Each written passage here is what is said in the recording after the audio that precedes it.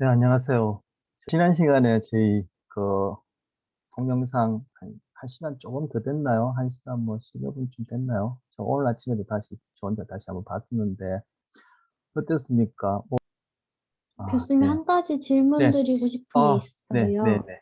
네. 3번 마리집의 형성과 기능 및 관련 장애에서 교수님께서 나눠주신 PPT에는 네, 다발성 경화증만 네, 적혀 있는데, 네, 실제로 유튜브 강의 버전에는 네, 다발성 경화증이 없는 대신 자가면역 질환만 써 있더라고요. 네, 네. 그래서 이 다발성 경화증이 수업과 크게 관련이 있다면 추가 설명을 해주셨으면 좋겠습니다. 네. 제가 이후에 그렇게 변경하는 게 좋겠다 싶어서 그걸 수정을 했는데, 제가 그걸 이제 며칠을 못 시켰어요. 음,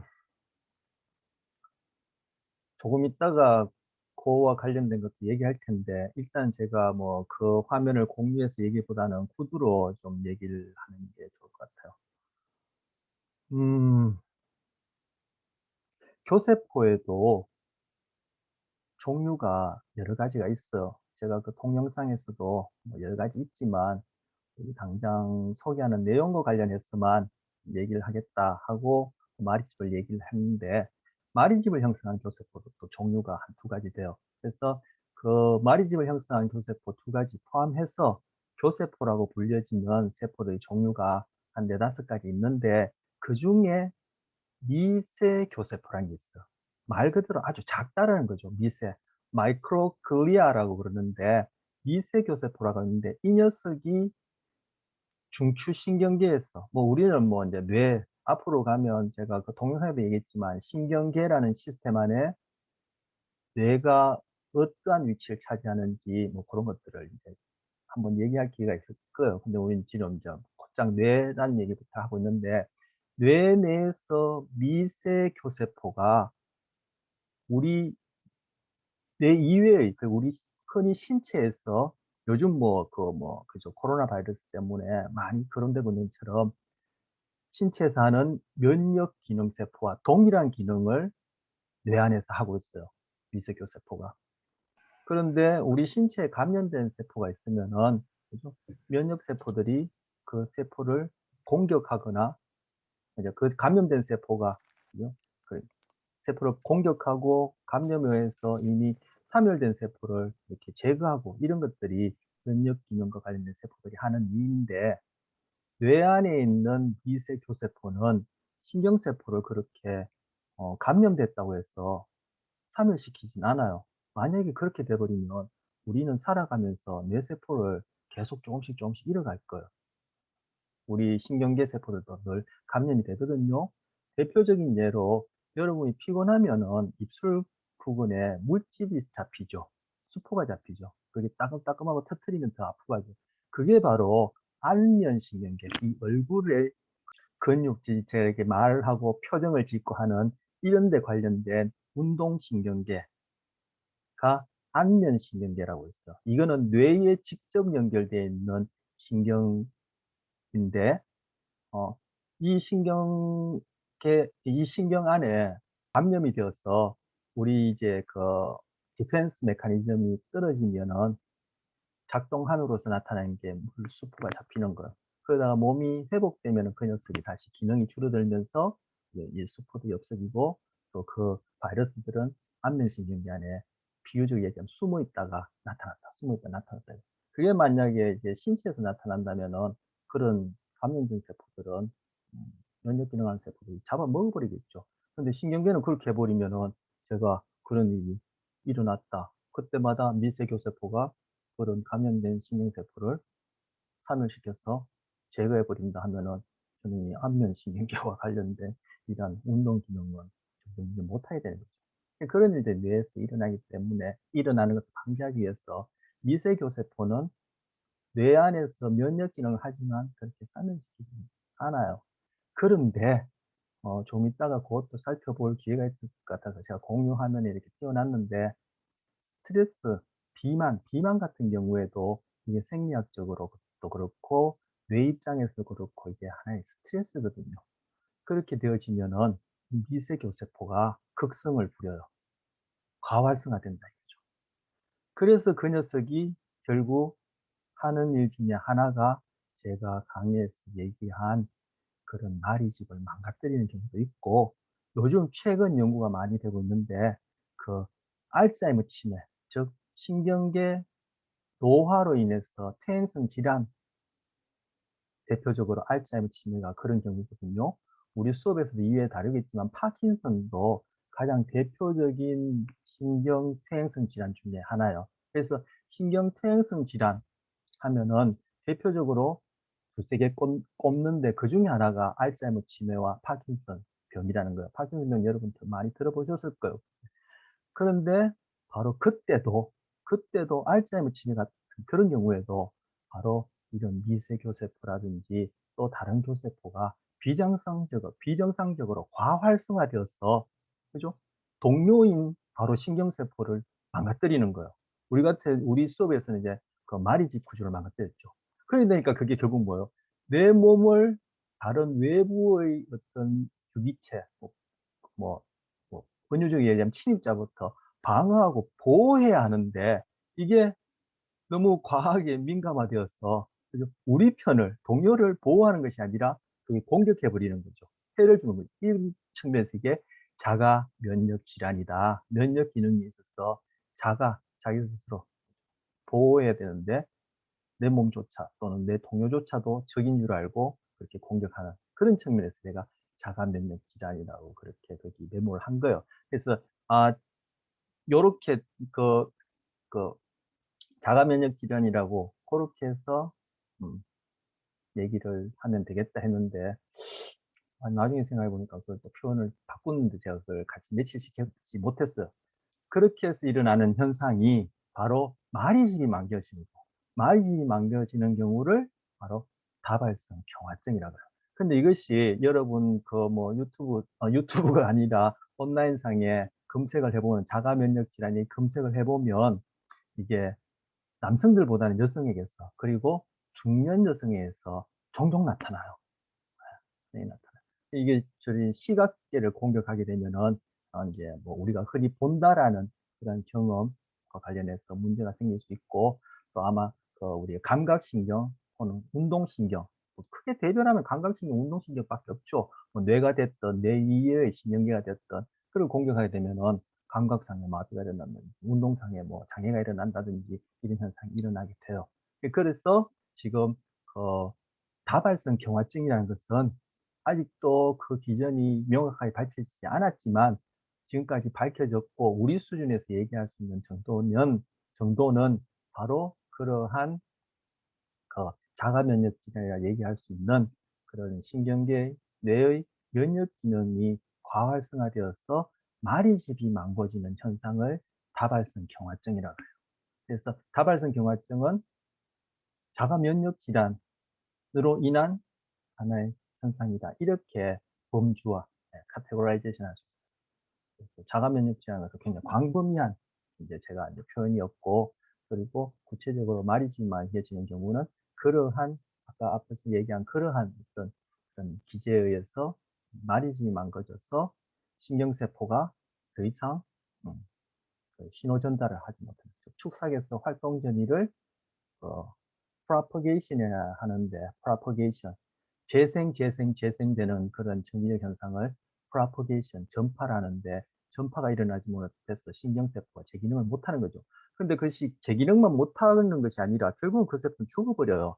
디스트로피가 일어나서 이것이 인제 축삭이 사멸하게 되면은 점점점 세포체도 사멸하게 되어서 세포가 죽어버리게 되죠. 그렇게 해서 아예 죽어버린 세포, 즉 찌꺼기, 부산물 이런 것들은 이제 아까 미세교세포 이런 것들이 청소를 해요. 하지만 그 뇌 안에서의 그런 면역 기능하는 세포가 감염됐다고 해서 세포를 마구잡이로 우리 이런 다른 몸 부위에 있는 세포들처럼 그렇게 먹어버리지 않아요. 그러면 우리는 뭐 50년, 60년, 70년, 80년 살아가는 동안 다 신경계 어 장애가 일어나는 그런 사람들이 돼 버릴 수밖에 없으니까 그런 일은 일어나지 않아요. 그런데 제가 또 반복하면 아까 말씀드린 것처럼 그런 미세교세포 그것과 또 연계해서 다른 교세포가 정상적으로 활성화되는 것이 아니라 과하게 활성화되어져서 일어나는 현상 중에 하나가 바로 신경계 노화로 인한 퇴행성 질환, 알츠하이머 치매, 그리고 파킨슨도 그것과 관련이 있다라고 여겨져서 연구를 한창 하고 있는 것이 요즘 추세예요. 요즘 그쪽에 굉장히 관심이 많아요. 예. 근데 그것과 관련해서 비만도 그래요. 그리고 스트레스도 그렇고. 그러게 되면 그런 금방 말씀드린 그런 녀석들이 과활성화돼서 신경세포를 결국은 망가뜨리게 돼요. 음. 아까 비만도 뭐 신경계 또는 뇌 입장에서 하나의 스트레스다 이렇게 이제 얘기할 수 있겠다고 제가 얘기했는데 결국은 스트레스 관리를 잘하는 게 아주 중요해요. 우리 뭐 점점 장수를 하게 되니까 그런 퇴행성 질환이 일어날 가능성이 높고 그리고 예전에는 뭐 성인병 했지만 요즘은 어린아이들도 일어나기 때문에 어린아이들도 그런 병을 가지기 때문에 대사성 질환이라는데 당뇨병이라든지 고혈압이라든지 뭐 그죠 고지혈증이라든지 뭐 또 뭡니까 당뇨 심장 질환이라든지 뭐 금방 말씀드린 뇌와 관련해서 그러한 질환들 그런 것들이 이제 대사성 질환 중에 다 속하는데 결국 우리의 환경이나 우리의 생활 방식이 건강하지 못한 데다가 자꾸 무조건보다는 어떤 장수를 가능하게 하는 의학 기술의 발달로 인해 가지고 오래 살다 보니까 그러한 제가 광범위한 의미에서 비만을 포함해서 여러 가지 있겠지만 그런 스트레스에 많이 노출되다 보면은 자꾸 그런 신경계와 관련된 폐행성 질환 문제들이 더 많이 발생할 수 있는 그런 여지가 생기는 거예요. 예전보다 특히 파킨슨 질환 같은 경우에 예전보다 어 발생하는 빈도가 높다고 하는데 그것이 무식하게 얘기하면은 오래 살아 그래요.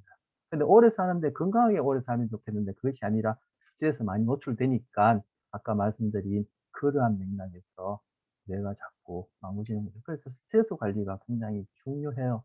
그래서 이때 얘기한 스트레스는 우리가 흔히 얘기하는 그런 좁은 의미의 '아 뭐 시험 공부하면서 스트레스 받는다. 뭐 인간관계가 마음대로 안 돼서 스트레스 받는다.' 이런 것뿐만 아니라 아주 광의의 의미로 우리 신경계 그리고 결국 우리 행동 그리고 우리가 주관적으로 경험하는 어떤 심적 경험에 있어서 어떤 불안정성을 조장하는 이런 것들을 스트레스라 얘기할 수 있거든요. 근데 그런 것들이 스트레스가 전혀 없을 수는 없어요. 스트레스가 결국은 우리로부터 저항하는 힘을 길러주고 점점 이제 적응력을 높여주는 기능도 하는데 그런 것들이 관리가 안 되어 가지고 그죠? 아주 자그마한 스트레스에도 내가 거기 휘둘리게 되면은 금방 말씀드린 그러한 신경계까지 공격할 일이 있나요? 그래서 스트레스를 관리 잘한다는 것은 뭐 제가 얘기하다 보니까 뭐 다른 평소에 하는 얘기들도 좀 많이 하게 되는데 스트레스를 관리 잘한다는 것은 달리 얘기하면은 인성 훈련이 잘 됐다 이렇게도 얘기할 수 있어요. 결국 인성 훈련이라는 것이 되게 스트레스 관리하고 무관하지 않거든요. 근데 이게 제가 금방 말씀드린 이 얘기가 건강심리학이라고 또 심리학 안에 있어요. 건강심리학 가면 이런 얘기를 해요. 왜냐하면 건강심리학이 이뮤노 유로 사이콜로지 이렇게 해서 이뮨 면역계와 유로 신경계와 사이콜로지 즉 우리 행동과 주관적인 심적 경험의 연결관계를 보는 것이 건강심리학의 가장 토대가 되는 패러다임이거든요. 그래서 건강심리학 가면은 이뮤노 유로 사이콜로지 해 가지고 그죠. 신체 면역계, 신경계의 면역계, 그리고 뉴로 신경계 그죠. 뇌를 포함한 신경계, 그리고 사이콜로지 우리의 행동, 그리고 주관적 심적 경험. 근데 우리의 행동, 주관적 심적 경험이 우리 개인에게서만 머무는 것이 아니라 우린 결국 한 사람 이상이니까 다른 개체와의 관계, 그 개체는 저는 좁게 인간관계뿐만 아니라 우리 주변에 있는 다른 모든 생물, 어떻게 보면 전 지구적인 유기체 관계라고 저는 그렇게 제 나름대로 확대 해석을 하는데 바로 거기에서 일어나는 모든 사건들을 연결시키는 거예요, 건강심리학이라는 게. 그래서 제가 조금 전에 얘기했던 스트레스 얘기가 바로 건강심리학에서 하는 얘기예요. 여러분이 혹시라도 뭐 심리학을 전공하고 아니면 뭐 관심이 있어서 선택해서 건강심리학을 들어보면은 바로 우리 생리심리학에서 주로 스트레스를 다루는 부분들이 건강심리학의 가장 앞 챕터, 그렇게 전반부를 이루고 후반부에 가서는 이제 명상, 요가, 뭐 마인드풀니스 메디테이션 뭐 이런 것들을 다루고 뭐 실제 행동사고로 근육 이완법을 다루고 뭐 이런 걸 다뤄요. 제가 좀 전에 정확하게 얘기한 것이 뭐 심리학하고 무관하거나 그렇진 않아요. 결국 우리가 배우는 그걸 토대로 해서 그런 응용을 하게 되는 거죠. 심리학의 아버지라 불리는 분트라는 사람 이름 들어보셨죠? 만약에 이 심리학과 학생들은 개론 시간에 들어보셨을 거예요. 처음으로 그 구성주의라는 입장에서 내성법을 가지고, 즉 우리의 주관적인 의식을 가지고 우리의 의식을 탐구하겠다 해서 결국 무의식적인 부분에 대한 어떤 그러한 탐구의 어떤 결여 이런 부분이 이제 비판되면서 행동주의 심리학이 나오게 됐는데, 어쨌든 분트를 심리학의 창시자 아버지라 부르는데 푼트가 생리학자예요. 그게 뭐예요? 바로 우리 생리심리학이 심리학에 있어서는 굉장히 중요하다는 거죠. 뭐 제가 또 담당하니까 제가 또 이제 아전인수격으로 제가 더 강조하자면은, 그래서 생물학을 모르면은 인간 이해는 뭐랄까요? 불가능하다. 저는 개인적으로 이 과장해서 얘기를 하고 싶어요. 그래서 생물학이란 것이 뭐 분류를 하고 뭐 이런 것을 얘기를 하는 것이 아니라, 생물학이 인간을 포함한 유기체를 바라보는 어떤 패러다임, 견해, 입장, 여기에 대한 내가 이해가 없으면은 그것 없이 심리학을 한다. 또는 뭐 인간 이해는 꼭 심리학만 하는 건 아니죠. 철학도 그렇고 뭐 여러 분야가 할 텐데, 인간 이해는 결코 불가능하다라고 저는 그렇게 과장해서 얘기를 하고 싶어요. 저는 그 개인적으로 그런 생각을 갖고 있고, 그리고 윌리엄 제임스가 현대 심리학의 또 아버지, 분트는 심리학의 아버지, 창시자고, 어, 윌리엄 제임스는 현대 심리학의 아버지 또는 뭐 미국 심리학의 아버지라는데, 윌리엄 제임스도 생리학자예요. 즉 생리 심리학자예요. 윌리엄 제임스는 철학자이기도 하고 철학자로 또 더 유명할 수도 있는데, 윌리엄 제임스가 철학자이기도 하고 생리 심리학자예요. 바로 우리가 하고 있는 생물 심리학, 생리 심리학자. 그 의미하는 바가 있는 거죠. 이 생리 심리학이 어떤 위치를 차지하는지. 왜 이런 얘기를 하게 됐냐면, 아까 건강 심리학 관련해서 어떤 관련이 있는지 이걸 하다가 보니까 그 두 분이 생각났는데, 바로 심리학은 철학과 생리학의 만남으로 생겨난 거예요. 그래서 심리학의 아버지, 심리학의 부모는 철학하고 생리학이에요. 철학은 뭐죠? 우리 심리학이 하고 있는 동일한 질문을 해요. 근데 그 방법론을 뭘 쓴다는 거죠? 생리학을 한다는 거죠. 즉 생리학의 과학적인 접근 방법론을 가지고 철학에서 하는 질문을 하는 것이 심리학이에요. 그러니까 제가 또 하나 덧붙이자면은, 심리학을 좀 제대로 해보겠다. 제대로 한다는 것이 또 뭐 사람마다 다 기준이 다를 텐데, 제가 생각하는 심리학을 좀 제대로 좀 이해해보겠다 하면은 철학도 좀 해야 돼요. 그래서 뭐 내가 철학자가 되는 것이 아니라, 철학에서 인간을 바라보는 그런 견해들이 어떠한 다양한 견해가 있으며 그것이 의미가 뭔지 그 패러다임을 내가 그런 안목을 가질 필요가 있다. 몇 세기에는 뭐 어른 철학이 나왔고 이런 순서라든지 뭐그 철학에서 얘기하는 그런 부분을 알 것이 아니에요. 그래서 철학하고 생리학이 낳은 아이가 심리학이에요. 그래서 생물학에 대한 이해가 필요하고 생리심리학, 생물심리학이 그런 위치를 차지하는 것이 심리학이었어. 자, 질문 보면 세포체에서 신호 처리 과정을 거쳐 약한 신호는 전달하지 않는다고 하셨는데, 네, 전달되지 않을 만한 약한 신호의 종류나 예시 같은 게 있을까요? 이러한 약한 신호 발생의 기준 같은 것이 궁금합니다. 아, 네, 질문 잘하셨어요. 그럼 제가 같이 읽어요. 왜냐하면 제가 읽어드리는 것보다 같이 보고, 그죠? 제가 읽어드린 건 청, 보는 건 시청 둘 다 하는 게 좋을 것 같으니까. 자, 또 시청 얘기하다 보니까 서울시청이 아니라 시청을 얘기하다 보니까 또 딴소리 생각났어요. 우리 신경계는 서로 도와주기도 해요. 또 서로 억제 방해하기도 해요.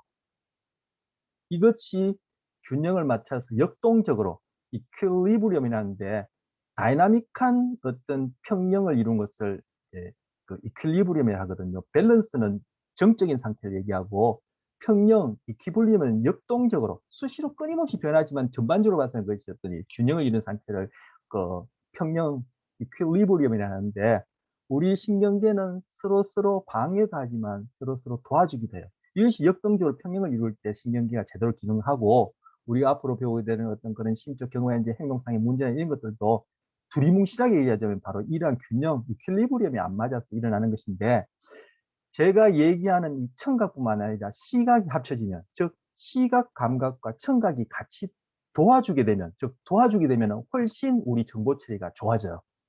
그래서 시청각을 얘기를 하는 거예요. 한편으로는 여러분 만약에 뭐 공부를 하면서, 저희 애가 그러는데 영어 단어를 외우면서 드라마를 봐요, 유튜브로. 그런 같은 경우에는 본인은 못 느끼지만 그런 학습과 기억에 있어서 방해도 일어나요. 방해도 되기도 하고 인제 뭐 도와주기도 하는데 진짜 시청각 얘기를 하다가 또 딴소리 좀 했습니다. 자 그래서 듣는 것뿐만 아니라 볼 때 감각들이 서로 도와줘서 학습과 교육을 효율적으로 한다. 이런 얘기를 했고요. 자 다시 이 학생이 DM이 아니라 예 다 같이 볼 수 있도록 다시 보내줬습니다. 자, 여기서 자, 읽어보면 세포체에서 신호 처리 과정을 거쳐 약한 신호는 전달하지 않는다 했다. 오케이. 전달되지 않을 만한 약한 신호의 종류가 있느냐? 예시 같은 것이 있을까? 이러한 약한 신호 발생의 기준 같은 것이 궁금하다. 자, 모두 다시 보세요. 먼저 약한 신호 발생의 기준. 이건 그래서 이 심리학이 어려운데 제가 스트롱한 사이언스가 있다고 했죠. 그거는 물리 세계만 다루는 거예요. 그러한 경우에는 물리적인 자극의 특성만으로 거기에서 질문하고 답하는 것이 가능해요. 그런데 우리 인간 같은 경우에는 분명히 뇌를 포함해서 모든 것이 물질이고 물리적인 작용이에요. 그런데 거기서 소위 심리적인 현상이 일어난단 말이에요. 심리적인 현상이. 그리고 아까도 얘기했지만 우리 심리적인 현상, 행동이란 것이 나한테만 일어난 국한된 것이 아니라 나 혼자 골방에 앉아서 생각하고 행동한다 하더라도 그것이 결국은 엄마 태내에서 수용되는 순간부터 엄마를 통해서 엄마 주위의 환경 그리고 엄마가 이제까지 그죠 보이지 않게 그 조상으로부터 시대 문화로부터 몇천 년, 몇만 년에 거친 그러한 어떤 그 우리 문화라는 이름의 사물들이 엄마를 통해서 우리 태내에 있는 아기에게 보이지 않게 후천적으로 다 영향을 줘요. 그래서 결국은 그 아이가 태어난 이후로 여러분 같은 이제 20세 이상이 될 텐데 여러분의 심적 경험이란 것은 바로 이제까지 그 축적된 주관적인, 사회 심리적인 이런 것들이 포함된 상태에서 물리적 사건의 특성을 해석하게 되는 거예요. 그러니까 물리적 사건만으로 결정이 안 되는 거죠. 내 안에 지금 이제까지 뭐가 있었느냐. 즉 심적이라고 표현하면은 심리적으로 축적된 기억이라고 얘기하면 좋겠네요. 우리 이제 기억이라는 용어를 이제 심리학에서 많이 얘기하고 앞으로 얘기하니까 그것들이 합세되어서 나타난 결과이기 때문에 그 신호가 약하냐 강하냐 그 신호가 정보 처리가 되어질 것이냐 말 것이냐는 것은 금방 말씀드린 그 양자가 합쳐져서 되는 거예요. 일단 물리적인 사건이 너무 약하다면은 우리는 그것을 감각하거나 지각할 수 없어요. 그런 경우를 여러분이 감각과 지각이라는 심리학을 들어보면 역치하에 있다. 서브 threshold라는 얘기를 써요. 또는 subliminal이라는 말을 써요. 역치하 지각.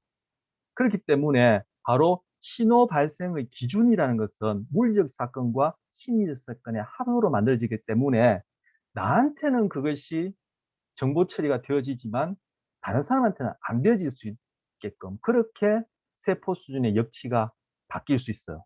그런데 세포 수준의 역치가 바뀌는 것도 조금 전에 얘기한 거는 개체 수준에서 사회 심리적으로 그 시적으로 얘기한 것이고 이제 세포 수준에 가서 얘기를 하자면은 그 역치라는 것도 수시로 바뀔 수 있어요. 그렇다고 해서 그죠 역치가 20, 30 이런 만큼 크게 그렇게 변하는 것이 아니라 그 그 변화의 차이가 20ml부터 30ml 이렇게 변하는 건 아니지만 미시적으로 보면 그것도 역치란 것도 끊임없이 변해요. 즉 역치의 값이란 것은 그 신경세포를 구성하고 있는 물리적 구조, 그 구조에 해당하는 여러 가지 기능들이 합세해서 역치를 결정하게 되는데 아주 미시적 수준에서 역치도 끊임없이 변해요. 그래서 신경세포의 구조도 그렇고 금방 제가 역치를 얘기하면서 기능적인 것도 그렇고 끊임없이 변하고 우리 인간도 그죠? 끊임없이 변해요. 이 시간에도 생식세포 같은 거는 막 분할하고 우리 몸에 있는 체세포들은 막 떨어져 나와서 죽기도 하고 입안의 세포들은 하루에 2번씩 그죠? 순환을 한다고 하는데 그리고 우리 사회도 세상도 끊임없이 변해요.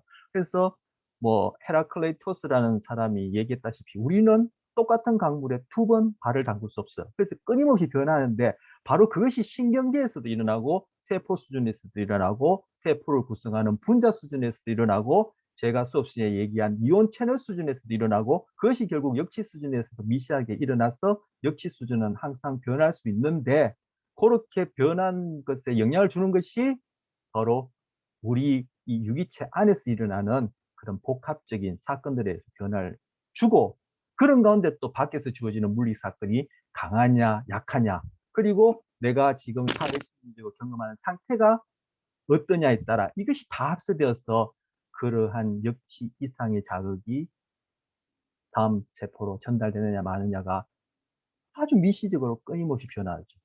바로 이렇게 신경계의 구조와 기능이 변할 수 있는 성질을 가소성이라 그래요. 뒤에서 우리 얘기해요. 가소성. 플라스티시티라 그래요. 플라스틱이 뭐예요? 휘어지고 형태가 변할 수 있죠. 그 플라스틱에다가 뒤에 명사를 만드는 IT화를 붙여서 플라스티시티에서 가소성이야. 그래서 우리 신경계는 끊임없이 변해요. 분자 수준에서 변하고. 그렇기 때문에 우리의 그런 정보 처리도 끊임없이 변하니까, 예전에는 정보 처리가 되었던 자극이 지금은 안 될 수도 있고, 예전에는 안 되었던 것이 될 수도 있어요. 그래서 아까 초두에 얘기했듯이 우리가 스트레스에 대해서 적응력을 길러간다는 것이 바로 이런 가소성 때문에 가능한 거예요. 그렇게 되면 예전에는 아주 민감하게 반응했던 그런 스트레스 자극이 이제는 아무렇지도 않게 여겨진다. 바로 뭐요? 역치하에서 작은 신호로 무시되었다는 거죠. 그런 식으로 적응한다고 볼 수 있어.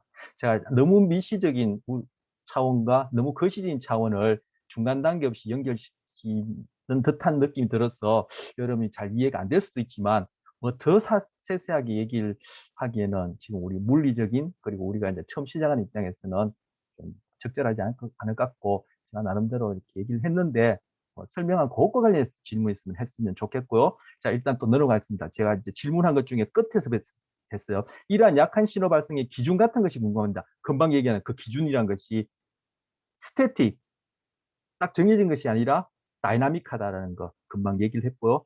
자, 위에 약한 신호의 종류가 있는데, 약한 신호 자체의 종류는 없어요. 신호 자체가 약하다, 강하다 이런 건 없어요. 금방 말씀드렸듯이, 그죠? 음, 우리가 이제 두 번째 시간에, 오늘 제가 이거 끝나고 등록할 두 번째 시간에 가면은 이제 그런 뭐 시냅스를 얘기를 하면서, 즉 신경세포와 신경세포가 서로 신호를 전달하는 그러한 구조를 시냅스라 얘기하는데, 시냅스와 관련해서 뭐 억제성 시냅스, 흥분성 시냅스 얘기를 할 텐데, 그걸 얘기를 해 포함시켜야지만 요 얘기가 좀 전문적이고 구체적으로 될 텐데, 우리 아예 안 배웠으니까 그건 차치하고, 신호 자체가 약하다 그런 건 없어요. 금방 얘기했던 그런 여러 가지 조건들이 다이나믹하게 어우러지면서 그때그때 그 신호가 약할 수도 있고 강할 수도 있어요. 자, 지금 거꾸로 질문했으니 제가 살펴봅니다. 이러한 약한 신호 발생의 기준이 있냐? 스태틱한 그런 기준이 아니라 역동적으로 변한다 얘기했고, 그리고 만약 약한 신호의 종류가 있느냐? 그렇지 않다는 얘기를 한 거. 지금 뭐 아주 개론적으로 여러분이 질문하셨으니까 제가 이제 더 구체적으로 들어가게 되는데, 개론적으로 아주 피상적으로 얘기하자면은 기준이 있다, 뭐 역치다 이렇게 얘기할 수 있죠.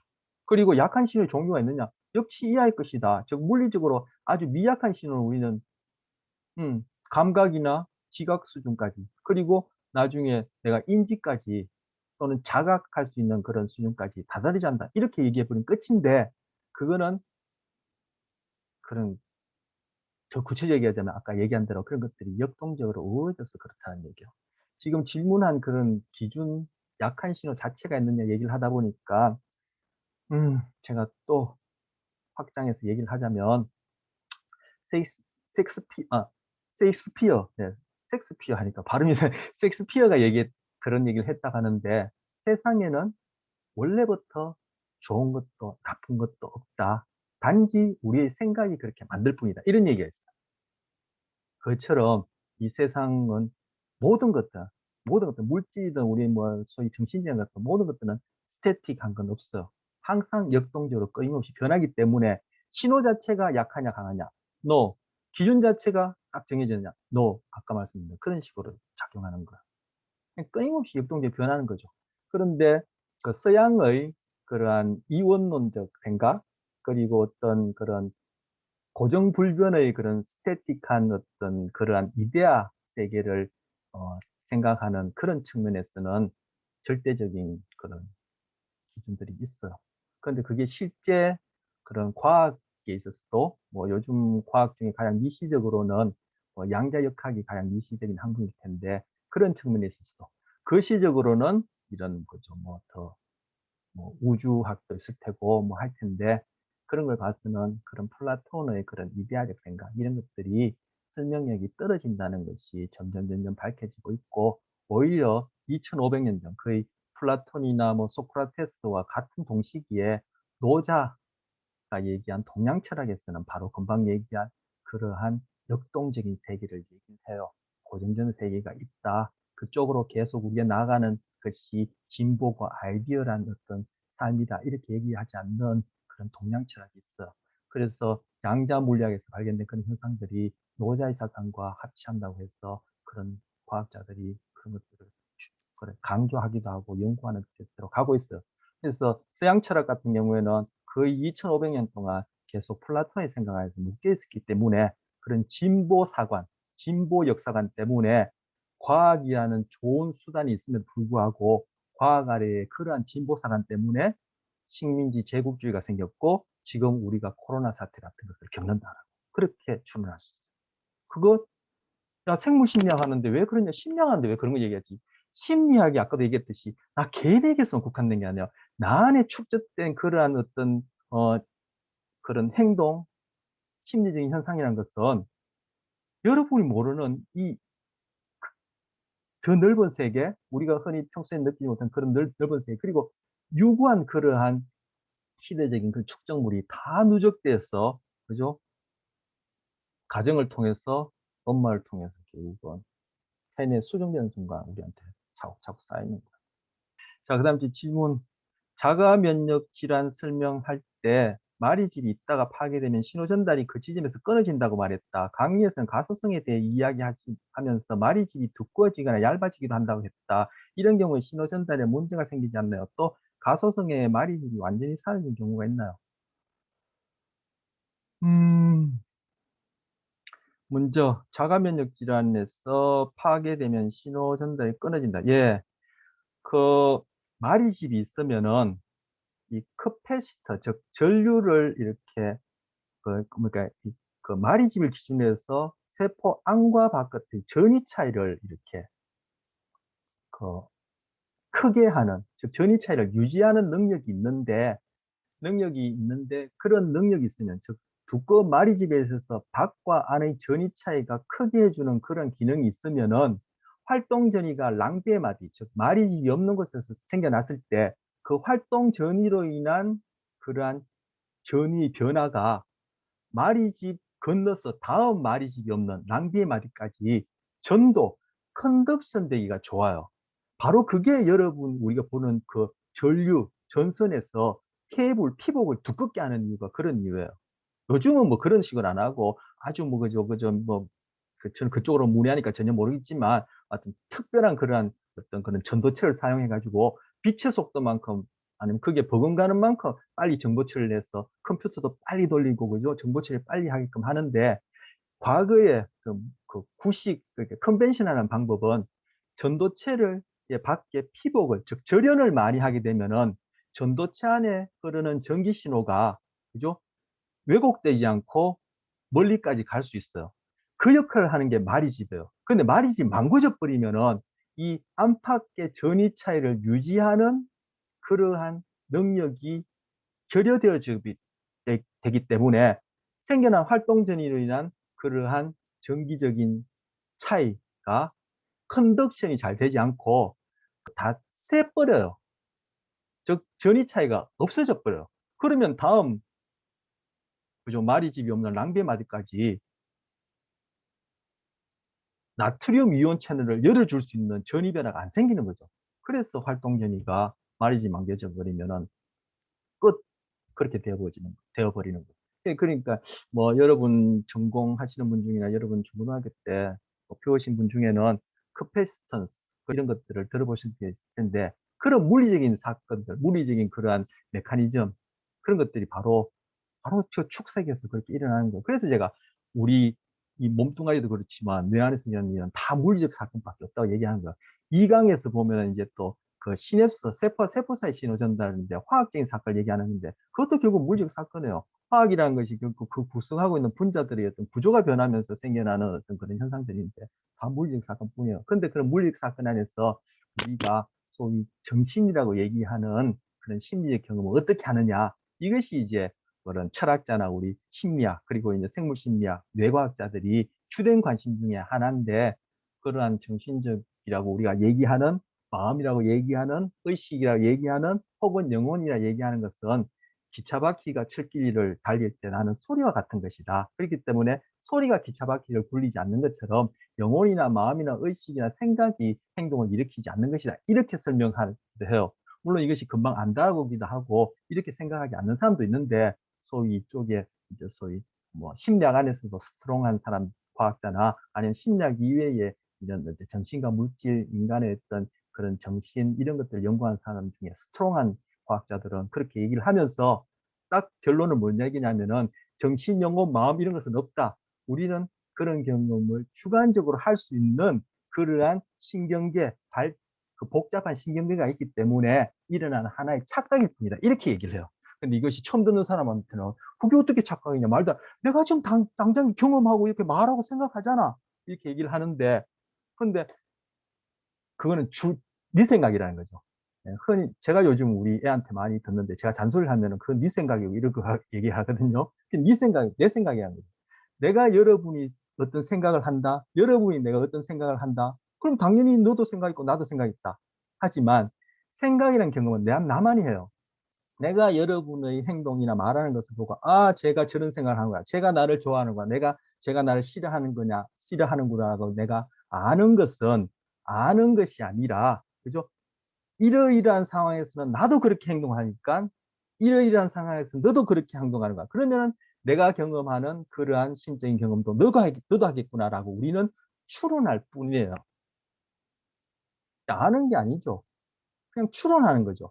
가정을 하고 그 가정 안에서 크게 벗어나지 않으니까 그렇다라고 우리는 설명하고 인식하는 거예요. 그런데 이것이 타인의 생각이나 행동뿐만 아니라 우리는 이 모든 세계를 바라보는 것은 다 가정하에서 자기 나름의 이야기를 하는 거예요. 그런데 그 자기 나름의 이야기라는 것이 우리가 태어난 가정 환경, 시대, 문화 그 안에서 형성하기 되기 때문에 우리는 세상이 던져준 이야기를 가지고 그냥 세상을 이해하고 자기를 이해하는 거예요. 그러니까 내가 내 자신을 이해하는 것이 진정 나의 실존적 본질 문을 이해하는 것이 아니라, 여러분 들어보셨는지 모르겠습니다. 융의 페르소나, 바로 페르소나에서 라는 범위 안에서 이해하는 거예요. 그래서 융은 페르소나를 벗어던지고 자기 안에는 무의식적인 셀프를 알지 않은 이상 우리는 운명 속에 빠져서 그냥 주어진 대로 산다는 거예요. 그래서 뇌과학자들 중에는 인간을 뭐라 부르냐면은 세상에 던져진 텅 빈 대가리들이라고 얘기를 해요.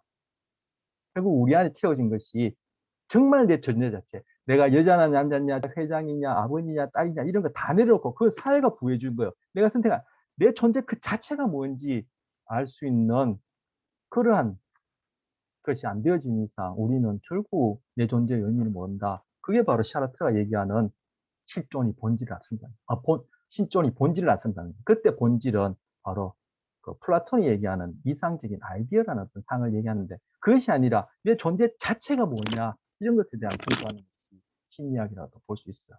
제가 좀 너무 멀리 갔어요. 이렇게 심리학에서도 이렇게까지 얘기하는 경우는 수없이 드물죠. 우리는 세상에 던져진 이야기 속을 가지고 그 이야기가 내 얘기인 것처럼 그 안에서 산다는 거예요. 근데 그것이 내 얘기가 아니라 착각이고 상대적이고 시대적 변할 수 있다라고 자꾸 얘기를 하는 것이 철학자들이 하는 보편적 질문이고, 그 보편적 질문하에서 과학적으로 그것을 밝혀내고자 하는 것인데, 그 바로 보편적인 패러다임이 어떻게 되느냐에 따라 과학이 우리의 그 해할 수 있는 칼이 될 수도 있고, 과학이 우리를, 그죠? 건강하게 해줄 수 있는 수단이 되는 거예요. 그래서 과학이 중요한 것보다 뭐 수단이 중요한 같은 것이 아니라 그걸 바라보는 견해가 중요해요. 그래서 생물심리학에도 그대로 그런 견해가 중요하기 때문에 제가 아까 생물학을 아느냐, 철학을 아느냐, 그 안에 구체적인 전문적인 있는 거는 그 학자들이 하는 것이고, 그들이 바라보는 다양한 견해가 무엇을 의미하는지 아느냐가 심리학을 제대로 한다. 더 나아가서는 나를 제대로 이해한다, 세상을 제대로 이해한다, 타인을 제대로 이해한다에 중요하게 생각해요. 그중에 아주 우리는 구체적으로 생물심리학이라는 이름이라는 것을 가지고 그런 것들을 조금 엿볼 수 있죠. 그런데 제가 지금 하는 이 얘기는 교재에도 없고 수업 시간에도 뭐 얘기하기는 좀 힘들죠. 제 나름대로 뭐 이렇게 제가 주워 들은 거 가지고 제 생각, 뭐 여러분 중에도 그건 네 생각이지. 그죠? 저희 애가 저한테 많이 하는 것처럼 제가 뭐 잔소리하면 그건 네 생각이지 얘기하게 하는데 그것처럼 내 생각이 있는데 뭐 제가 얘기를 해 봅니다. 자, 아까 말이집 얘기를 하다가 다간면역 질환 얘기를 했고요. 강의에서 가소성에 대해서 이야기하면서 야리지 두꺼워지 얇아 예, 두꺼워지기도 하고 얇아지기도 하여 그게 이제 가소성의 하나의 그런 실제 예가 되겠죠. 이런 경우에 신호 전달의 문제는 두꺼워지면은 활동 전이의 컨덕션, 전도가 좋아져요. 그래서 마리집이 형성된 고축삭 안에서는 활동 전이가 컨덕션이 되어지고 마리집이 없는 랑비의 결절, 즉 마리집이 없는 신경세포도 있다고 제가 강의 시간에 얘기했죠. 그런 경우나 마리집이 없는 랑비의 결절에서는 활동 전이가 다시 생겼다 없어졌다 생겼다 없어졌다 리제너레이션 재생이 돼요. 왜 그러냐? 바로 나트륨 이온과 칼륨 이온이 열렸다 닫혔다 열렸다 닫혔다 하기 때문에 생기는 재생 과정이에요. 그런 경우에는 전도라 부르지 않고 프로퍼게이션 전파라 불러요. 전도는 전파보다 훨씬 빨라요. 전파 프로퍼게이션 재생이 되려면 이온천이 열렸다 닫혔다 해야 되죠. 그 한 번 열리고 닫히는데 몇 초씩 걸리는 건 아니지만 아주 미시적인 아주 그냥 짧은 순간이지만 그래도 열렸다 닫혔다고 그리고 열렸다 닫혔다 한 다음에 그 안팎의 그런 이온 분포가 달라진 것을 또 회복시켜 줘야지만이 다음에 또 열렸다 닫혔다 하면서 이온이 들어갔다 나왔다 할 거 아니에요. 그죠? 그러면 그걸 다시금 회복시켜 주는 데는 우리 수업에서는 얘기 안 했지만 펌프 같은 역할을 하는 분자들이 또 세포막에 있어요. 그 펌프 돌리려면 바로 기초대사량이야 얘기하는 우리가 아무것도 하지 않더라도 기초대사량이 있죠. 에너지가 들죠. 바로 그 기초대사량의 상당 부분이 대부분이 그 펌프 돌리는 데 사용해요. 그러니까 뭐요? 지금 말집이 많아서 그죠? 전파 리제너레이션 할 것도 많지 않고 그리고 마리집에서 전도 컨덕션은 전파보다 훨씬 빨라요. 왜냐하면 이러한 이론이 열렸다 닫혔다 하는 일 없이 바로 우리 구리선에다가 전기 신호를 넣으면 쫙 흐르듯이 그렇게 하니까 전도를 통해서 마리집은 더 빠르고 전파를 통해서 시간도 적게 걸리고 전파를 통해서 시간을 많이 들여야 할 필요도 없고 그 이온이 들락날락 하면서 안정전이가 깨어진 것을 보충해 줄 펌프가 할 일도 없고 에너지도 절감되니까 마리집이 많으면은 그전보다는 신호 전달이 훨씬 효율적이죠. 요즘 컴퓨터에서 어떻게 더 빨리 신호 처리를 할까 해서 저는 뭐 그쪽에 대해서 하나도 모르겠지만 뭐 삼성 같은 데서 그죠? 뭐 신호 처리가 뭐 엄청난 속도다. 제가 모르는 그런 다리를 쓰면서 그런 얘기를 하는 것이 빠른 정보 처리를 얘기를 하는 건데 우리 바로 신경계에서 말이지 많아지거나 두꺼워진 것이 거기에 해당하는 기능이 있는 거예요. 그러니까 이 생물학이 그만큼 이것이 신묘망측한 거죠. 그래서 제가 아까 생물학을 모르면 인간 이해는 불가능하다고 제가 과장해서 얘기한 거예요. 철학자들이 거의 다 생물학을 해요. 생물학자만큼 자세하게 뭐 분류를 한다든지 그런 건 하나 아니지만 생물학이 바라보는 이런 유기체적인 소위 우리가 생명이라고 얘기한 것뿐 아니라 지구도 하나의 유기체라고 볼 때 그런 것들이 다 생물학적 과정과 관련돼요. 그래서 아까 생물 얘기했던 것이고 자 이런 경우에 신호 전달에 문제가 생기지 않나요? 과하면 또 곤란하겠죠. 아까 제가 얘기했듯이 뇌 안에는 이퀄리브리엄, 역동적인 평형이 중요하다 얘기했는데 너무 과하면 곤란하겠죠. 자, 이것과 직접적으로 관계는 안 되는데 신경심리학이라는 과목이 있어요. 우리는 생물심리학 또는 생리심리학을 얘기하는데 신경심리학이라는 과목이 있는데 신경심리학의 창시자라고 불리는 알렉산더 루리아라는 러시아 사람이 있어요. 이 사람이 쓴 책 중에 모든 것을 기억하는 남자라는 책이 있어요. 자기가 오랜 동안 그죠? 뭐 오랫동안 봐와던 자기의 어떤 케이스, 신경심리학은 그러니까 응용 과목이지만 그 실험신경심리학도 있고 임상신경심리학도 있는데 이 사람은 이제 임상신경심리학자로서 다루던 사례에 대한 그 얘기를 책으로 만든 모든 것을 기억하는 남자라고 있는데 여러분 모든 것을 기억하면 좋을 것 같죠? 그러면 이 수업도 한 번 들으면 다 기억하고 그냥 뭐 다 A뿔 받을 것 같은데 그 사람이 바로 그런 식이에요. 그 사람 뭔가 하나 떠올랐다면은 그것이 연상에 연상에 고리를 물고 자기가 원치 않는데도 모든 것이 폭주처럼 막 쏟아지는 거예요. 뭐 24시간 내내 자기가 살아가는 동안 평생 동안.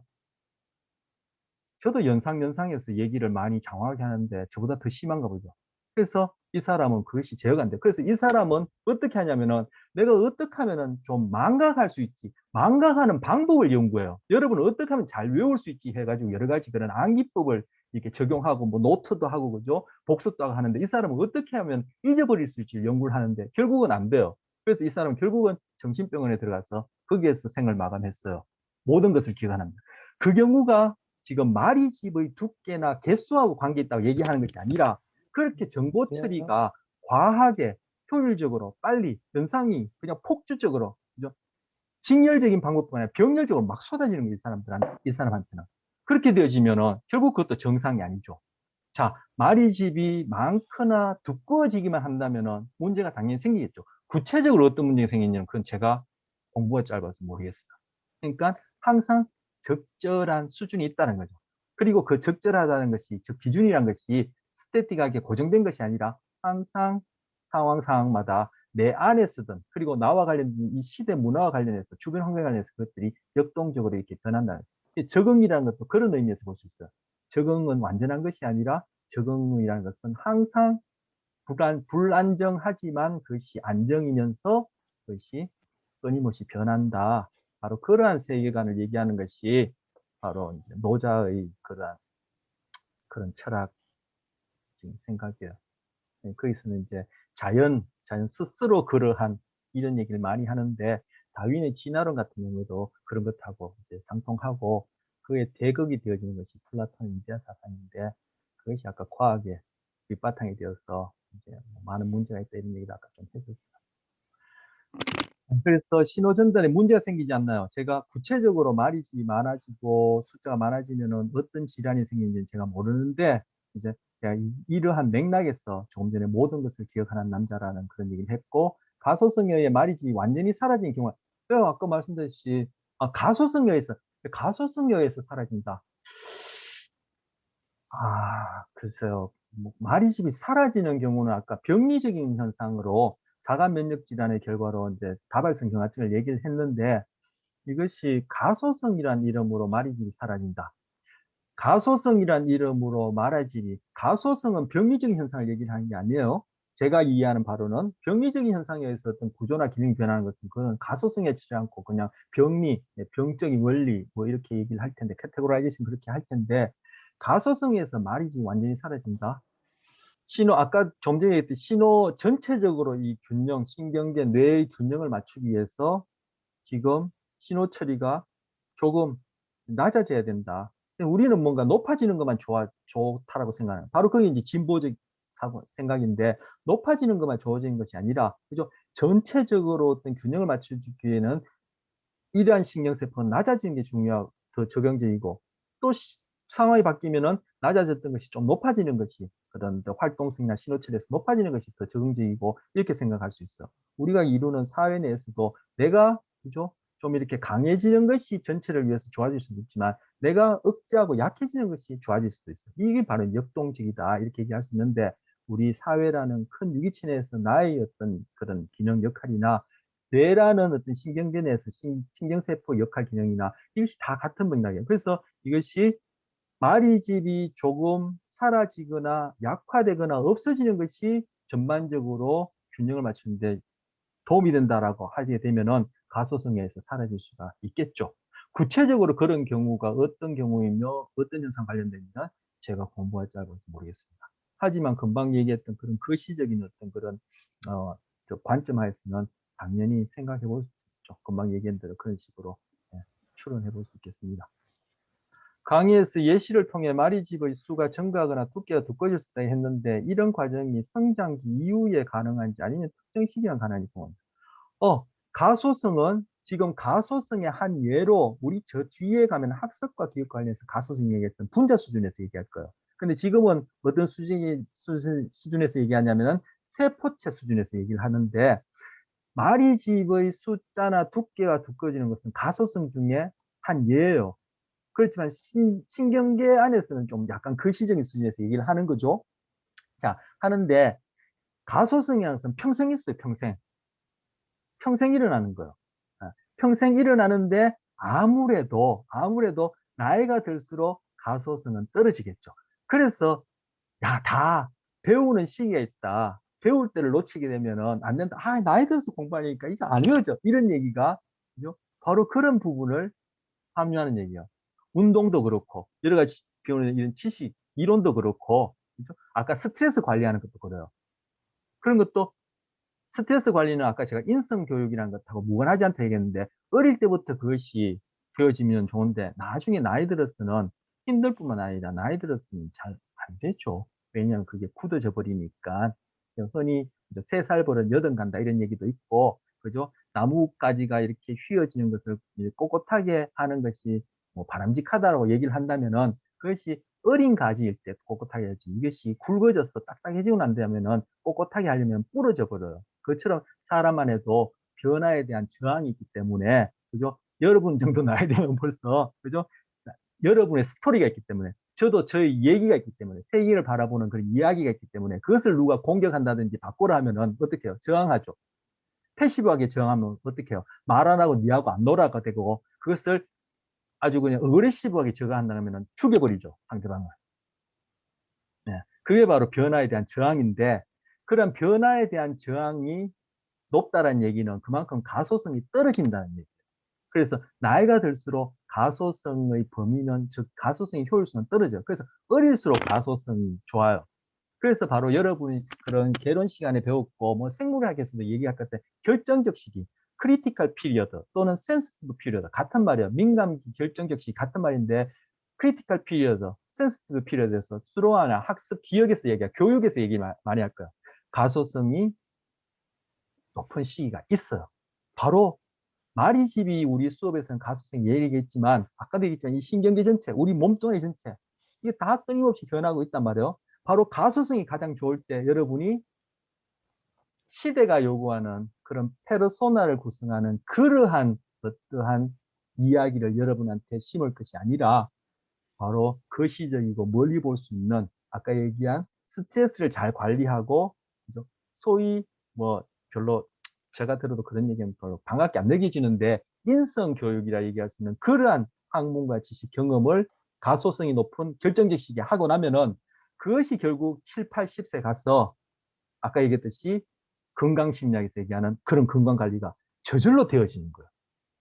그래서 교육이 중요해요. 그런데 나중에 50세 되어서 이게 참 중요하구나 해야지, 아까 이미 다 성장해서 뻣뻣한 나무를 곱게 펴려면은, 구부진 나무 펴려면 부러지듯이 안 되고 그게 불가능해요. 그런데 그러한 결정적 시기가 기능마다 달라요. 언어의 결정적 시기도 있고, 그리고 모성의 결정적 시기도 있고, 어떤 사회적 관계에서의 결정적 시기도, 여러 기능마다 결정적 시기가 좀 상이한데, 그냥 무식하게 딱 잘라서 얘기를 하자면은 3살 이전에 끝나요. 3살만 지나서, 즉 자기 말을 할 수 있는, 언어로 표현해서 나라는 표현할 수 있는, 엄마 나 쉬 마려워, 엄마 나라는 에고가 형성되기 시작하면은 자기 스토리가 이미 형성되기 때문에 그게 가소 변화가 쉽지가 않아요. 그래서 3살 악동, 예전에는 5살이 악동이라 얘기했는데 3살이 이제 악동이라 얘기하는데, 그게 왜 그래요? 엄마가 얘기하는 스토리, 엄마가 세상을 바라보고 바람직하다라는 이야기와 아기가 생각하는, 애가 생각하는 바람직하다는 이야기, 스토리가 안 맞는 거죠. 그래서 갈등하는 거예요. 그래서 요즘 보면은 유아 사례 많이 나타나죠. 바로 그거예요. 스토리가 다르기 때문에. 그게 패시브하게 저항하면은 말 안 하고 삐지고 하지만, 어그리시브하게 나타나면은 죽여버리는 거예요. 그게 벌써 프로이드는 성이라는 키워드를 가지고 들여봤어요. 프로이드는 섹스를 얘기하는 것이 아니라 성이라는 욕구, 즉 우리의 생물학적인 욕구 중에 섹스라는 욕구를 통해서 인간이 이를 들여다보는 창을 마련했는데, 그 프로이드가 얘기하는 게 5살 이전에 끝난다 하죠. 그게 비판하는 사람들 말도 안 되는 소리를 하지만, 저는 그것이 프로이드가 얘기하는 하나하나가 다 타당성이 있다고 얘기할 수는 없지만, 또 제가 프로이드에 대해서 아는 바가 많지 않아서 얘기할 수 없지만, 그런 거시적인 측면에서 인간을 바라보는 측면은 생물하고 맞아떨어져요. 뒤에 가서 뭐 정서 얘기하고 불안 얘기를 할 경우가 있을 텐데, 거기 가보면은 프로이드의 생각이 그렇게 통찰력이 있을 수가 없어요. 그런데 3살 이후에도 변할 수 있어요. 그때는 뭐요? 부러질 정도로 아파야 돼요. 그래서 아픈 게 아프면서 청춘이 아픈 것이다. 오래됐나요? 한창 나에 아픈 것이 성장하는 것이다. 아픈 만큼 성숙하고 이런 얘기가 바로 그런 거예요. 그런 의미로 예수나 부처나 그런 성인들이 고통, 십자가에 매달린다든지 아니면 보리수 나무 앞에서 내가 내 실존적 본질을 발견하지 못하면 나는 이 자리에서 죽어버리겠다. 이 자리에서 안 일어나겠다라는 그러한 고통을 감내할 때 변화가 가능합니다. 그래서 고통은 우리에게 스트레스지만 그 스트레스를 통해서 우리가 좀 더 큰 그릇을 만들 수 있는 적응하는 기회예요. 근데 그런 좀 더 큰 그릇을 만들 수 있는 적응하는 기회는 갑자기 내가 어느 날 보리수 밑에 앉겠다. 안 돼요. 어릴 때부터 조금씩. 여러분은 이제 지성인이고 공부하니까 그러한 바람직한 큰 거시적인 생각 안에서 심리학도 하고 생물심리학도 하는 것이 중요해요. 얘기하다 멀리 가죠. 자, 강의에서 예시를 통해 말이집의 수가 증가가 두꺼워질 수 있다는데 이런 과정에서 성장기 이후에도 가능합니다. 불가능하지 않습니다. 돌아가시기 전까지도 가능합니다. 하지만 특정 시기 더 효율성이 있는 특정 시기 그것을 개체 수준에서 얘기를 하자면은 결정적 시기라는 것이 있고 결정적 시기라는 것이 환경하고 어떻게 마주치느냐. 즉, 예, 그래서 그 가소성이 효율성이 다르다 이렇게 얘기를 하는 거예요. 그래서 나이가 들면 참 변하기 힘들다는 것이 우리가 얘기하는 전문적인 용어로 얘기하자면은 가소성에는 그 효율성이 다르다. 그래서 어릴수록 가소성이 높아요. 그래서 젊을 때 배우라는 거예요. 젊을 때 다른 경험도 많이 하고. 그래서 저도 대학생활 그렇게 못했습니다만 제가 다시 돌아가도 그렇게 못할 것 같은데 참 여러분 나이에는 연애도 많이 하고 한 사람만 하지 말고 다양하니까 많이 하고 책도 심리학만 한 게 아니라 다양하게 많이 보고 영화도 많이 보고 이렇게 해야 되는데 그렇게 하려면은 잠잘 시간이 없을 것 같아요. 그죠? 너무 많이 할 게 많죠. 너무 많이 할 게 많고 다 하려고 욕심인 것 같고 주어진 환경 안에서 네, 어떻게 뭐라고 얘기할까요? 저도 아직 확실하게 결론이 내리는 얘기를 할 수 없네요. 여러분보다 20년, 30년씩 나이가 많아도 아직 여기까지 마찬가지로 여러분 못지않게 이제 헤매고 있었어. 뭐라고 딱 부러지게 결론은 못 내리겠네요. 자, 이제 질문과 관련해서 얘기하다 보니까 너무 멀리 가서 얘기했습니다. 혹시 또 질문 있습니까? 자, 여기 보이시는 게 바로 그 그 교세포예요. 아교세포 또는 교세포. 이 교세포, 아교세포가 강의에서 그런 얘기를 들었듯이 이것이 처음에는 지지하는 역할, 신경세포를 고정시키는 역할만 하는 줄 알았는데 요즘 와서 보니까 이것이 신경세포 부근과는 오히려 신경세포보다 더 중요하다고 주장하는 우리 한국에 지금 이 시간에 연구하시는 분이 계세요. 아주 세계적으로 유명한 분인데 그분은 신경세포보다 이 교세포가 더 중요하다 이렇게 얘기하기도 해요. 요즘 와서 이제 그게 이제 발견되면 이제 노벨상감이다 이런 얘기를 이제 하시는데 바로 여기서 이제 교세포죠. 자, 지금 여기 이게 누런색, 누런색 이게 이제 유런이 가장 전형적인 형태죠. 이것 말고 여기 물론 이 신경계에는 이런 신경세포의 색깔을 찍어 있는 건 아니에요. 우리한테 구별하기 좋아라고 이제 색깔을 표시해 놓은 건데 여기 보이는 이 녀석 이거 교세포요. 그리고 이 녀석 이거 교세포요. 이 녀석 교세포요. 그리고 여기서 보이는 이거 푸른색으로 예, 약간 청색에 가까운 이 쭉쭉 이렇게 그죠? 이렇게 뻗치고 있는 이 교세포요. 그리고 여기에 보면은 보라색이 가깝나요? 요 연성이 이렇게 또 이거 뭐니까 또 그 달팽이 민달팽이처럼 해서 쭉 여러 개 기어 올라가는 것처럼 보이는 요 녀석은 뉴런들이에요. 지금 여기 이렇게 하나, 둘, 셋, 넷, 다섯 이거 교세포, 이거 교세포, 이거 교세포, 교세포. 바로 여기 이 교세포가 올리고덴드로사이트라는데 그 이름까지 지금 다 얘기하면 시간이 너무 길어지니까 이 교세포가 지금 마리집을 만들고 있잖아요. 그죠? 우리 수업에서는 이 마리집만 소개한 거예요. 이 끝까지 다 소개 안 하고 그럼 길어지고 복잡해질 것 같으니까. 자, 지금 이거 마리집을 만든 거예요. 그리고 이게 바로 마이크로글리아 아까 얘기했던 면역기능 관련된 미세교세포예요. 마이크로글리아. 그리고 요거는 에스트로사이트인데 에스트로가 이게 별이란 뜻이죠. 사이트가 이게 세포란 뜻이거든요. 그래서 별세포 또는 성상세포라고 불러요. 별성자, 모양상자, 성상세포라고 불러요. 그래서 요것들이 이제 교세포고 여기 보이는 이 줄무늬 물론 이게 컬러풀하지 않겠죠. 그냥 세포니까. 근데 구별하기 좋게 했는데 이 줄무늬 이것은 방사형 교세포라고 그래요. 뭐 지금 여기서 보면 이 텐의 아이예요. 엄마 뱃속에서 11주 됐어요. 그러니까 4, 3의 12, 한 석 달 조금 안 됐죠. 그죠? 석 달까지는 유전자가 아주 활발하게 발전하면서 기본적인 구조를 갖추는 시기예요.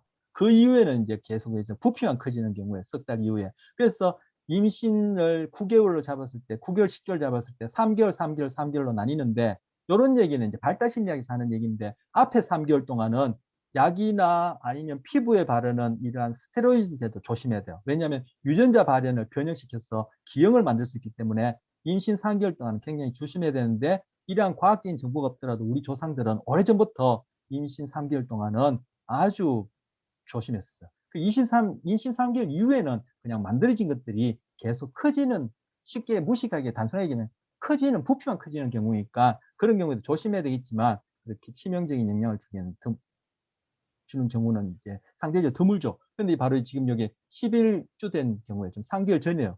참 그리고 하나 더 얘기하자면 뇌는 더 느리게 발달해요. 그래서 뇌는 저기 임신 후반기 아까 시메스트를 3개월, 3개월에서 세 시메스트로 나눈다 했는데 3기에 가서도 뇌는 여전히 발달해요. 그리고 아까 가소성과 관련해서 얘기도 했는데 뇌는 지금 여러분 나이에도 지금 활발하게 발달한 부위에서 바로 이마 쪽에 있는 부위예요.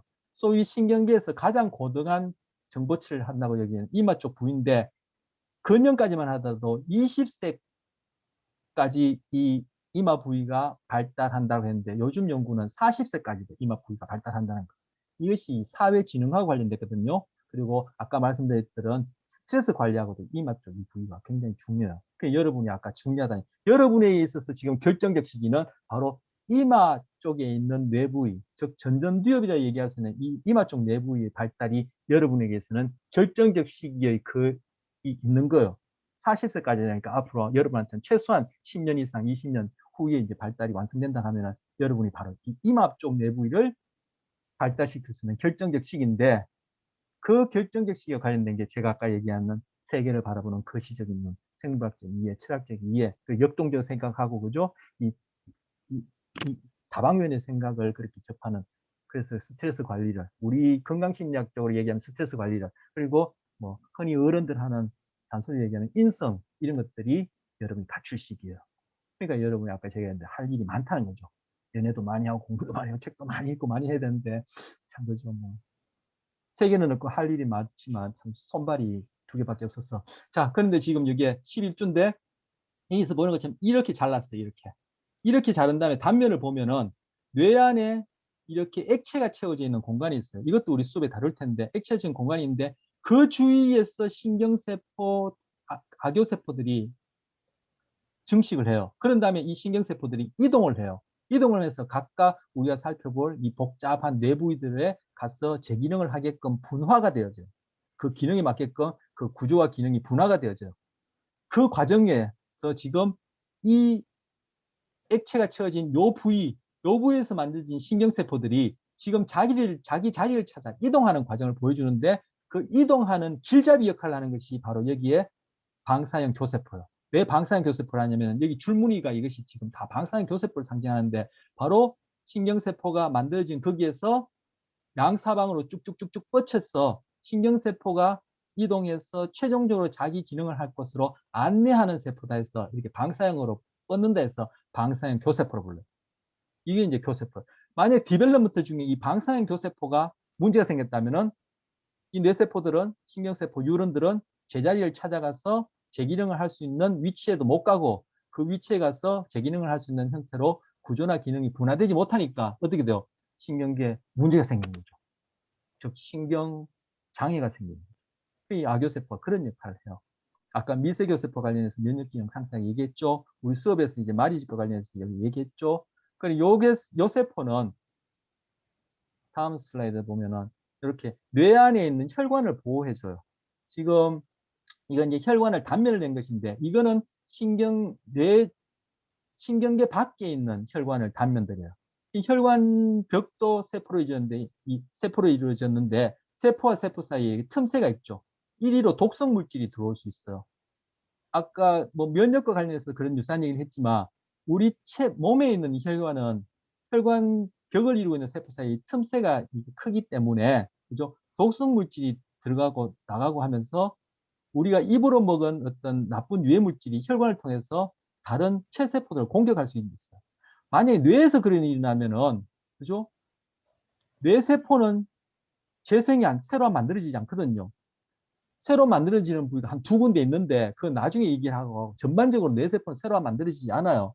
막 성장할 때 디벨롭먼트 한다고 난 다음에는 이제 만들어진 그것을 가지고 평생을 쓰게 되니까 아까 미세교세포도 감염된 세포를 함부로 죽이지 않는다는 거예요. 그런데 우리 체세포는 계속 재생되죠. 아까 얘기했듯이 뭐 피부세포라든지 입안의 세포라든지 그죠? 뼈라든지 아까 생세포 계속 만들어지죠. 그렇지만 그 녀석들은 이제 감염이 되면 새로 만들어지니까 여기서 그러니까 이 혈관벽이 좀 느슨해도 독성 물질이 혈액을 통해서 체세포를 공격하더라도 그만큼 또 그죠? 여지가 있죠.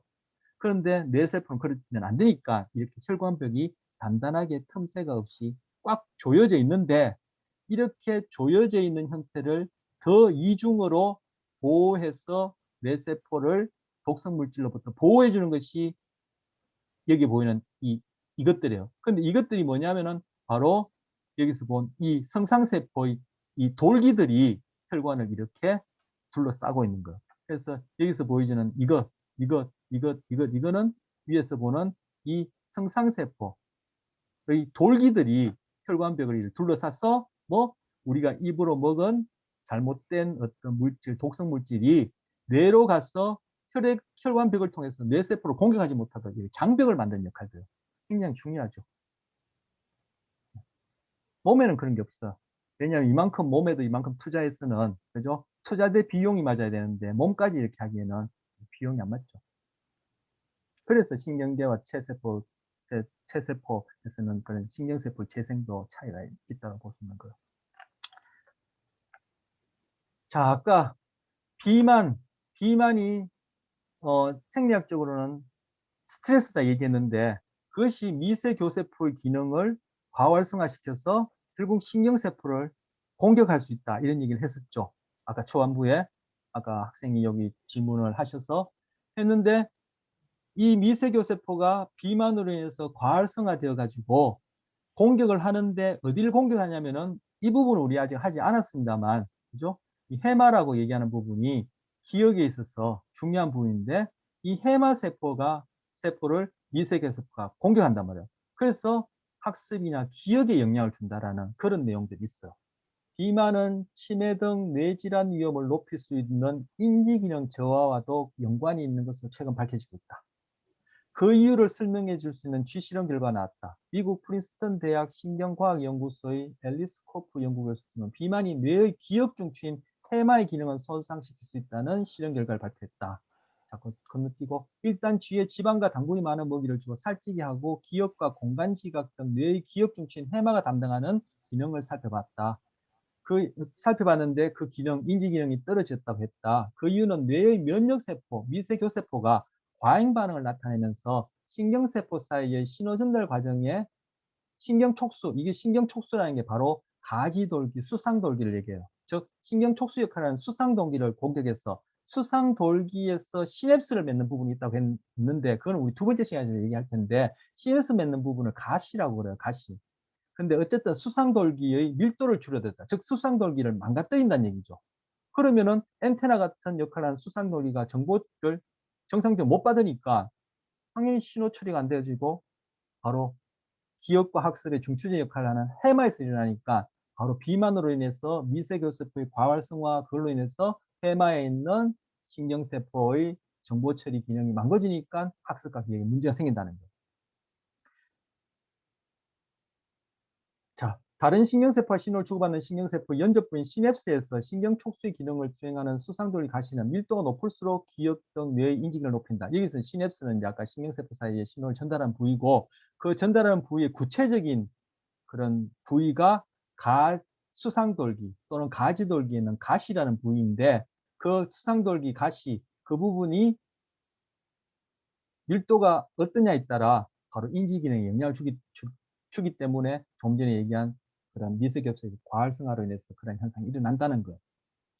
그 연구팀은 쥐가 비만해지면서 지나치게 활성화된 미세교세포 활동을 차단해 봤다. 그러자 쥐의 기억과 건강 지각이 개선되었다.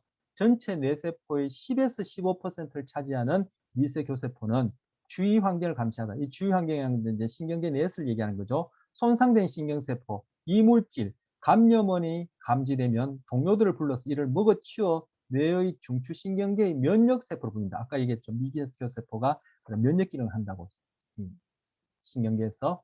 이는 비만이 유발한 뇌염증이 그 비만이 그죠 신경계에서 하는 스트레스라는 거죠. 뇌염증으로 인한 미세교세포의 과잉 반응이 치매와 연관된다. 아까 제가 퇴행성 질환 관련해서 알츠하이머 치매 얘기했는데 알츠하이머 치매에서 제일 먼저 망고지는 부분이 해마예요. 그런데 바로 알츠하이머가 뭐 아까 얘기했던 미세교세포의 과활성화 그 이외에 또 다른 교세포가 있는데 그까지 얘기하면 복잡해지는데 그것들의 비정상적인 활성화로 인해서 과활성화로 인해서 신경세포가 망가져서 그렇다라고 얘기하는데 바로 그런 맥락에서 지금 그죠? 비만이 뇌 염증을 일으키고 그것이 미세교세포를 과활성화시키고 그리고 알츠하이머 치매에서 가장 먼저 손상되어지는 해마라고 불려지는데 바로 그 해마에서 미세교세포가 수상돌기, 가지돌기의 시냅스 기능을 망가뜨린다는 것. 이런 연구가 최근에 발표됐어요. 그래서 비만이라는 것도 유전적인 문제로 인한 그러한 경우는 차치하고 그렇지 않고 어떤 생활상의 어떤 그러한 건강하지 못한 그러한 경우에 의해서 생겨난 비만은 바로 건강심리학에서 얘기하는 스트레스 관리가 안 됐습니다. 그래서 아까 스트레스 관리 얘기를 하고 스트레스 관리에 있어서 중요한 부분이 여러분이 지금 결정적 시기, 가소성이 가장 높다고 보여지는 이마 부위에 있는 바로 그 뇌 부위와 무관하지 않아요. 그래서 건강심리학에 가면 이 비만도 다뤄요. 근데 이 비만이 금방 봤듯이 면역기능 관련되죠. 그래서 건강심리학의 기본 패러다임이 이뮤노 유로 사이콜로지, 이뮨 면역계, 유로 신경계, 사이콜로지 행동과 그리고 심리기능 이렇게 보는 거예요. 그 비만도 거기서 다룬 내용이에요. 자, 지금 금방 말씀드린 교세포, 미세교세포 포함해서 그 이외 교세포 관련해서 그 연구가 아주 요즘 최신 이제 관심이 되어지고 있는데 우리나라에서 이창준이라는 선생님이 지금 이제 네이버에 들어가서 이창준 뇌라고 제가 조금 전에 수업 전에 검색했어요. 하면은 여기 몇 가지 뜨는데 그 중에 제가 우리한테 관련된 거 두 가지 크게 열어놨어요. 제목만 보겠어요. 치매 유발 핵심 과정 찾았다. 뇌내 중증 반응성. 이 중증 반응성이 뭐예요? 과반응성. 불필요하게 많이 반응한다. 그 별세포가 범인이다. 별세포는 아까 봤던 성상세포를 얘기하는 거. 아까 혈관벽을 두텁게 만들어서 뇌세포를 보호하는 이런 별세포도 바로 이렇게 치매 유발의 미세교세포와 관련해서 영향을 준다는 거. 여기 보시면 특정 장소에 끌리는 뇌세포 작용 메커니즘. 이게 뭐냐? 특정 장소가 조금 전에 제가 한글 파일로 같이 읽었던 특정 장소를 기억하고 끌리는데 해마란 부분이 중요하게 관리하는데 바로 그 해마에서 학습과 기억의 중요한 기능을 도와주는 것이 바로 뭐 여기서 그냥 별세포라는 거예요. 별세포. 지금 이 해마 안에 요게 이제 해마 세포들이고 기억과 학습에 관련된 그런 기능을 하는데 아까 장소 지각이라는 말이 있었죠. 그 한글 파일 중에 그런 것들을 해마가 전문적으로 기능을 하는데 거기에 이 별세포가 도움을 줘서 해마가 잘 기능할 수 있도록 도와준다는 거예요. 별세포. 네, 뭐 상세한 얘기는 놔두고 요거 읽어보시면 제가 뭡니까 가소성과 관련해서 LTP 이런 얘기도 나와요. 우리 수업에서 이제 해마 얘기하면서 LTP도 얘기를 할 거예요. 뭐 우리 수준에 맞는 정도로 여기서 이제 분자 수준에서 얘기를 하는 거예요. 그래서 이 이창준 박사님은 뭐라 얘기하냐면은 예전에는 우리가 학습과 기억이라는 것이 신경세포에 담겨진다. 즉 신경세포에 뭐 일어난 변화다 이렇게 생각했는데 이창준 박사님은 어떻게 지금 이제 가설을 세우냐면은 아니다. 신경계에 있어서 바로 핵심된 기능은 악교세포 그중에 별세포다. 그리고 이 신경세포는 그냥 회로일 뿐이다. 이렇게 생각하는 거예요. 즉 컴퓨터를 비유하자면 컴퓨터 뭐 CPU, GPU가 있을 텐데 예전에는 CPU에 해당하는 것이 뉴런 신경세포라 이렇게 생각했다면은 이창준 박사님은 아니다. 우린 그렇게 알고 있었는데 별세포, 악교세포 중에 지금 별세포가 뭐 컴퓨터의 CPU에 해당하고 신경세포는 CPU가 다른 기능을 하는 모듈들과 연결시켜주는 회로일 뿐이다. 이렇게 얘기를 해요. 앞으로 이제 연구해봐야 되겠죠. 그래서 만약에 그게 밝혀진다면은 이건 노벨상감이다. 이런 얘기를 하세요. 그래서 별세포, 즉 지금 별세포를 포함한 악교세포 해서 지금 교세포가 과거에 비해서 어떻게 이해되고 있는지를 제가 소개한 거예요. 교수님, 네, 그 질문 드리고 네, 싶었는데 네, 네, 그 세포 밖이랑 안에서 네, 그 활동전이 일어나면서 이제 이온이 왔다 갔다 할 때 네, 그 이온들 통로가 네. 예를 들면 특정 이온 통로에는 뭐 나트륨 이온만 지나갈 수 있고 어떤 그렇죠. 거에는 칼륨 이온만 그렇죠. 그러게 되는 거예요? 그렇죠. 그런데 아, 이제 그것이 지금 우리 처음 시작하니까 그게 정답이에요. 그런데 좀 더 구체적으로하면은 그렇지 않은 예외도 있어요. 모든 현상에는 예외가 있으니까 어떤 채널은 그죠? 두 종류의 이온을 통과시키는 아, 점철도 있어요. 그거는 저 뒤에 우리 전, 학습과 기억 가면은 그런 얘기 할 기회가 네, 있는데 지금 얘기하신 학생 말이 정답이에요. 왜냐하면 그 아, 채널과 이온 통로가 딱딱 짝이 지어져 있어. 그렇다면 그것이 아, 그런 선택적인 어떤 특성을 보이는 기능을 할 수가 없죠. 그렇죠? 네. 네, 만약에 감사합니다. 그 열쇠랑 자물쇠가 그죠? 어떤 네, 아, 자물쇠가 네, 있는데 아무 열쇠나 다 열린다면 그건 자물쇠가 아니죠. 그건 더 이상 네, 자물쇠라 부를 수 없죠. 그렇게 비유할 수 있죠. 네, 예, 정답을 얘기해서 아. 딱딱 짝이 져 있습니다. 자, 마치겠습니다.